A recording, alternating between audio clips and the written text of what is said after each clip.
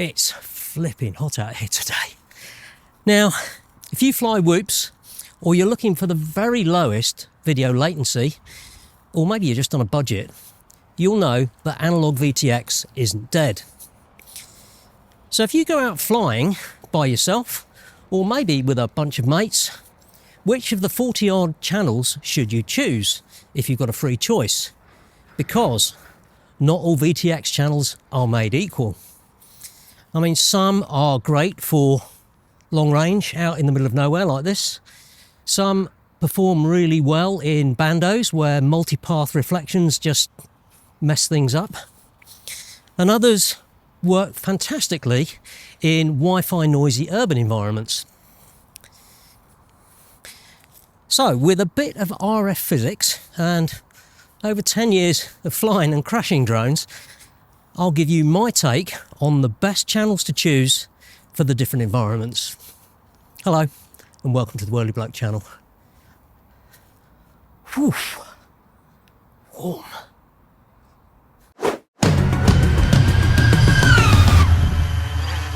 Everyone's hyped about DJI, especially the newer 04 Pro and digital video in general. But with all the talk of bans in the US, digital might not be a sure thing for much longer. Walksnail and HD0 are of course available and they're very good, but they're still quite expensive.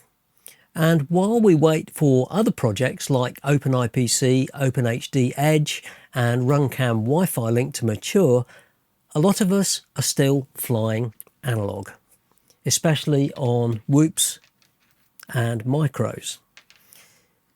Analog is cheap, it's light, and it just works. But no one really talks about which VTX channels are best for range, penetration, or avoiding noisy Wi-Fi. If you search around for VTX frequency guides, you'll find loads of great charts and graphs showing how all the bands and channels fit together and where they might interfere with each other.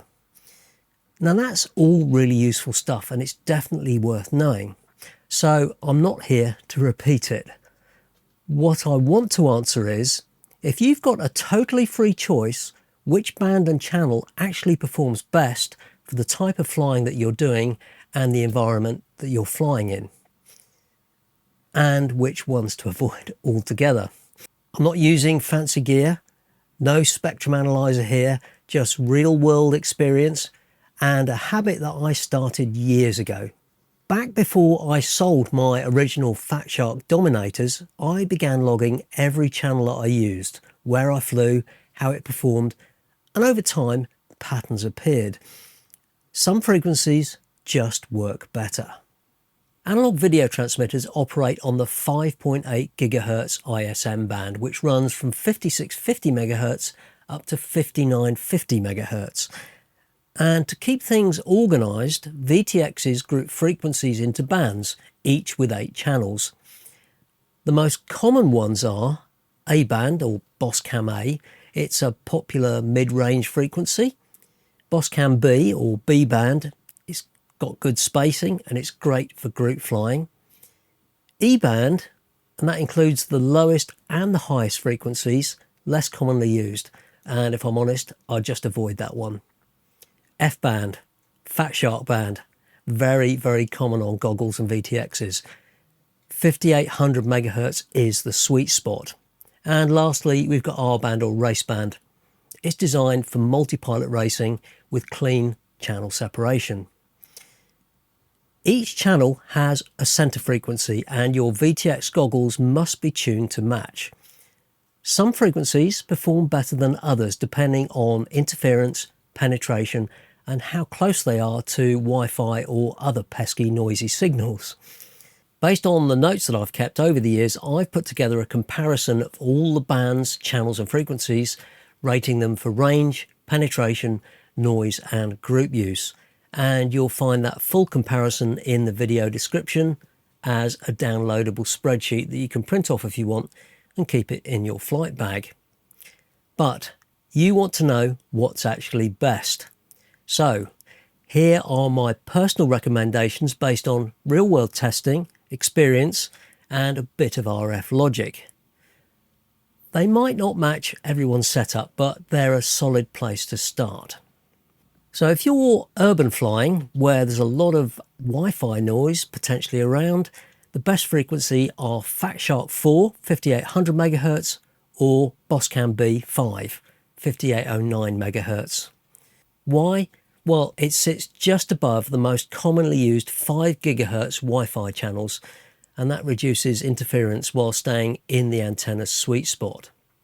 If you're flying around trees, buildings, indoors, where you need penetration, Bandos particularly, the best frequencies are Fat Shark 2, which is 5760 MHz, or Boscam B3, which is 5771 MHz. Why?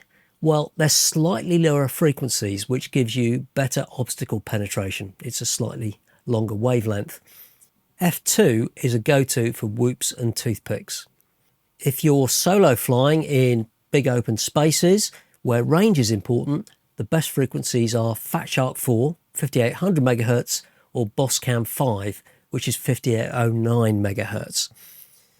It's a balanced performance with low interference and strong antenna compatibility, and it just gives you better range. If you're group flying and you're out with a bunch of mates, best frequencies, raceband 1 or raceband 5. That's 5658 MHz to 5806 MHz. Why? Well, we know that raceband is built for multi-pilot use, and it's got a 37 MHz channel spacing that reduces crosstalk. If you're actually racing and you do have a choice, the chances are you won't know because they're randomly allocated. I'd always pick raceband 1 or raceband 4. Why? Well, we all know they're widely used in races. You get clean separation and it's reliable for fast-paced flying. So what do I use as a mostly lone wolf pilot? Well, Fat Shark 2, 5760 MHz, or Fat Shark 4, 5800 MHz. Either of these is my default when I'm setting up on the bench, and I'll probably tweak it based on how good the signal looks when I'm out flying and where I'm flying. If you're flying with friends, I'll go for raceband 1, 3, 5 or 6, depending on how many of us are in the air. If I'm flying whoops, especially indoors or in tight spaces, I look for channels that offer strong penetration and minimal interference. Yet again, Fat Shark 2, 5760 MHz is a great all-rounder. It punches through walls and floors better than the higher frequencies. Boscam 3, 5771 MHz is another solid option if you're in slightly noisier environments. And for those Wi-Fi heavy areas like flats, offices, Fat Shark 4, 5800 MHz sits just above the busiest 5 GHz Wi-Fi channels, and it works well with most antennas. And if you're racing with friends indoors, just stick to raceband 1, 3 or 5 for a clean separation and reliable signal. Picking the right VTX channel isn't just guesswork or luck. Whether you're flying solo through trees or exploring a bando, or you're out with a bunch of mates, the right frequency can make the difference between crystal clear footage and total breakup. So stop blaming poor video on your VTX or your antennas and try a different frequencies. You don't need a spectrum analyzer, just some basic RF knowledge, a bit of trial and error, and a willingness to log what works. Well, if you can be bothered. Analog may not be as shiny and wonderful as digital, but it's still cheap, it's reliable, it's ultra low latency, and it's perfect for small builds and tight environments. And over the last couple of years, I've fallen back in love with analog since I've been flying whoops like this much more often. I'm no Mr. Steele, but it feels so much more immediate. Hopefully this gave you a better idea of which channels to try and why some work better than others. Have a play and don't just stick to the same old channels. Have an experiment. It may surprise you. If the video helped, give it a thumbs up, hit subscribe, and let me know in the comments what frequencies work for you, especially if you've grown to love analog again like me. Thanks for watching, and I'll see you next time.